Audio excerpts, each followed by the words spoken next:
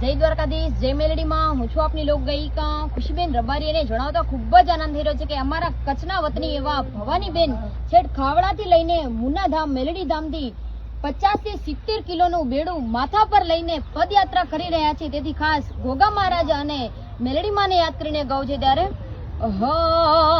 અણહાર મળ્યાવાના તું આઈ નથી, અણહાર મળ્યાવાના તું આઈ નથી, ચમરો મના ચોપડે ઘડી લખાઈ નથી.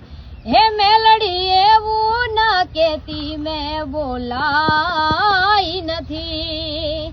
હો તારું મારું નહીં આપણું કેવાય, મગજે વળો મનખો ભેડું જરેવાય.